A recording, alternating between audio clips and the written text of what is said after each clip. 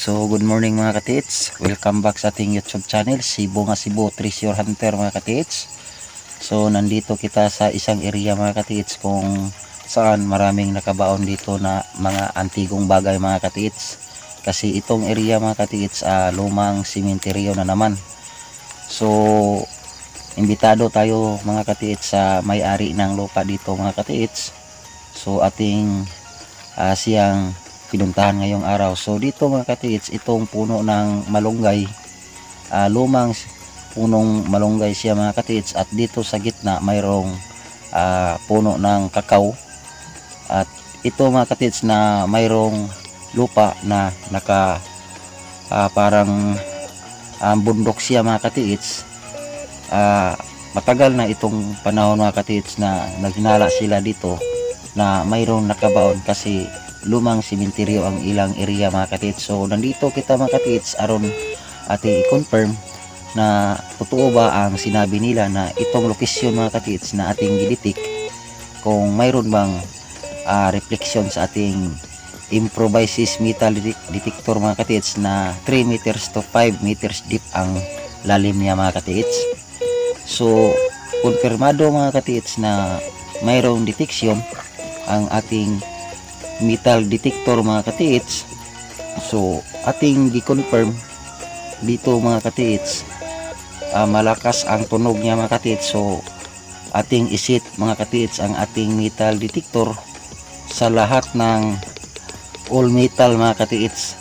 Ang nasa gitna gold finder siya mga katits. So lahat ng all metal ating i-mute, ating i-X mga katits, at ang hindi natin i-X nasa gitna, ang active lang mga katits ang isang gold. So lahat ating gimute. So malakas ang tunog mga katits sa gold.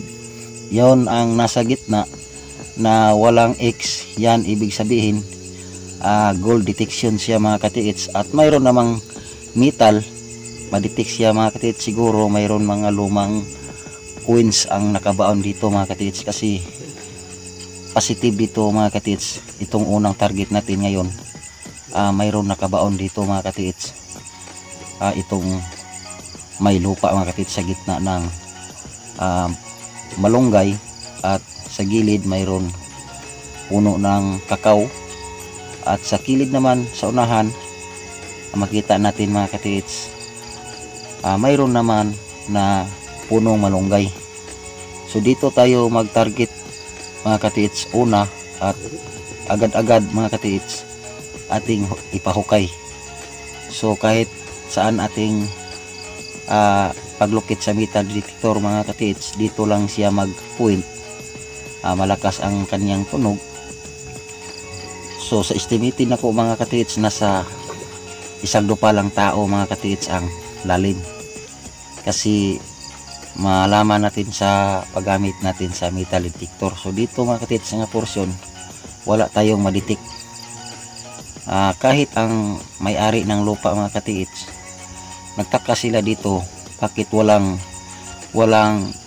damo mabuhay dito mga katits. Dito lang nga portion na may lupa.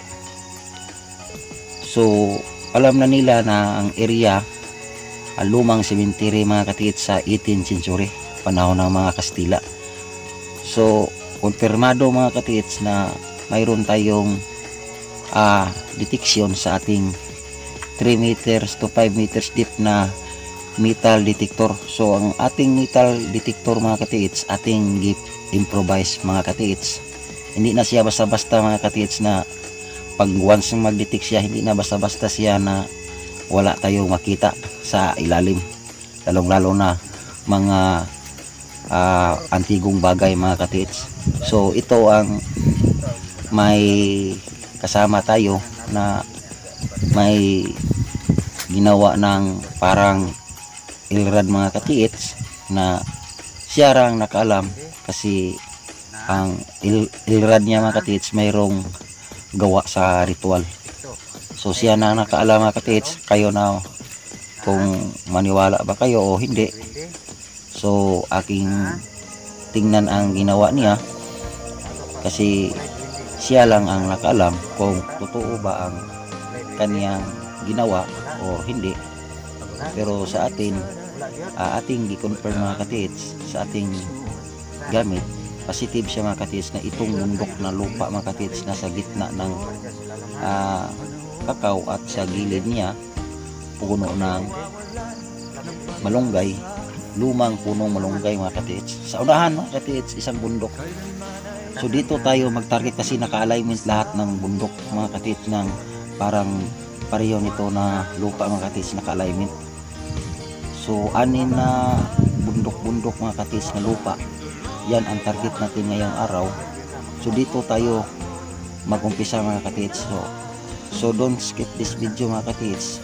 Subaybayanin nyo ito mga katiits ang ating site kasi agad-agad ating ipa-operasyon mga katiits at hindi natin paistapan hanggang matapos ang anin na bundok-bundok mga katiits. So dito muna tayo mag-umpisa kasi sa tingin ko mga katiits mayroong waldya, mayroon mga hinalaan ko na mayroong mga elemento nasa paligid mga katiits kasi naramdaman ko habang nag-detect ako mga katiits kanina, medyo ang ating metal detector parang hindi gumagana, parang inipulize mga katiits. So maniwala kayo sa hindi, para sa akin lang, eksperyensyado na tayo mga katiits. So parang i-monopolize ang ating metal detector mga katiits. So maabangan niyo mga katiits kasi makita niyo sa vlog nito na umpisahan na namin agad-agad kasi positive siya mga katiits na mababaw lang, hindi siya Yamashita Treasure. Kung hindi kaunting bagay lang siya mga katiits na maliit na binaon sa mga ninuno noon, sinaunang tao noon sa 18th century. Ang itong bagay na to na ating nilukit mga katiits.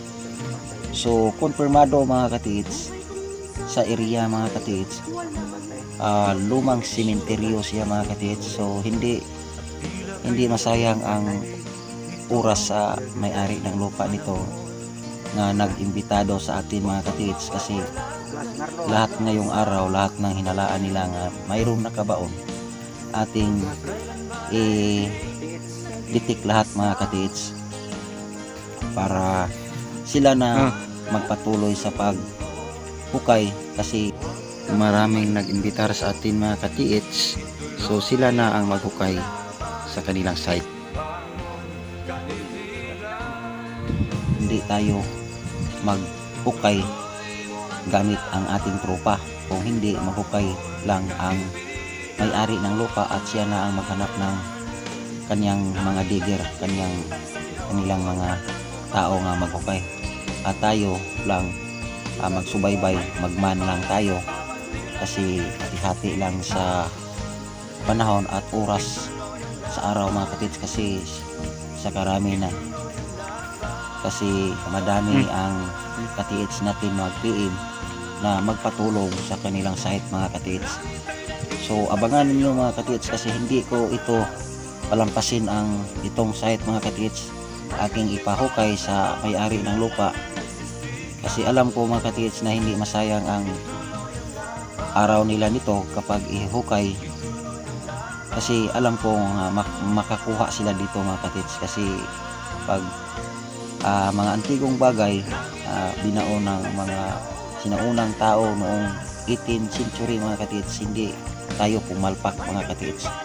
Attested na tayo dyan mga katiits. Kapag lumang cemetery sa 18th century, hindi tayo pumalpak dyan mga katiits.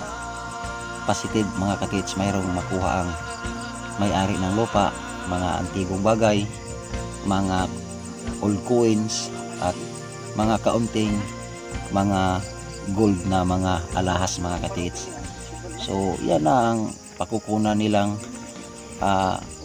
pangbayad kung paaraw sila ng mga tao pagpahukay mga katiits kasi kapag makakuha kayo ng alahas kasama ang mga old coins, mga antigong bagay, sigurado na sulbad na ang mga kaunting problema sa buhay mga katiits. So hindi lang tayo treasure ang ating titirahin mga katiits. Kung hindi, lahat titira tayo mga katiits. So ito ang puno ng malunggay na luma at dito punong malunggay na naman, at dito sa gitna lumang kakao siya mga katiits. At ang area, malawak ang area mga katiits. So konfirmado pag umpisa natin sa paghukay mga katiits, ito ana ang nangyari.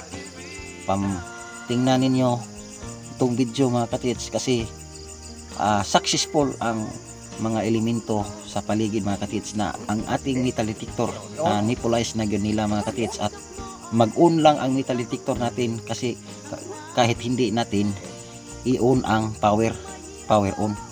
At pag gusto namin gamitin, hindi off siya, shutdown siya mga katiits. So ito ang kakamangha mga katiits sa pag-umpisa namin dito, kasi sa lalim lang ng 1 feet mayroon nang nakita ang kasama natin.